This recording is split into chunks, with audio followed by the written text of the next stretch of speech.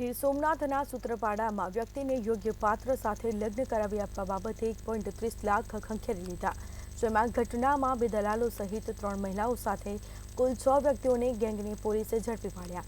ખોટી રીતે અજય સાથે લગ્ન કરનાર કૌશર બાનુ અશરફની પત્ની હતી અને જે 2 સંતાનોની માતા હતી। તે કૌશર બાનુ ખોટા દસ્તાવેજો ઊભા કરી અજય સાથે તેમના લગ્ન કરાવ્યા। લગ્ન થયા બાદ તે નાસી છૂટી હતી અને આ બનાવમાં પોલીસે સમગ્ર મામલે તપાસ શરૂ કરી તો બીજી તરફ કાર્યવાહી હાથ ધરાઈ છે।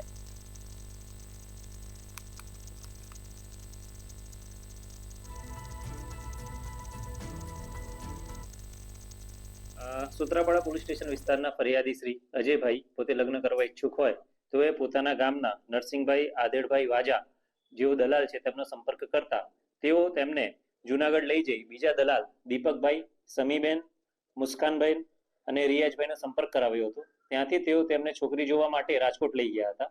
ત્યાં તેઓએ રિંકલ અનિલભાઈ પંડ્યા નામની છોકરી બતાવી હતી જે ફરિયાદીને પસંદ આવી ગઈ હતી, પરંતુ રિંકલે ખોટું નામ ધારણ કર્યું હતું। તેનું મૂળ નામ કૌશર બાનુ છે।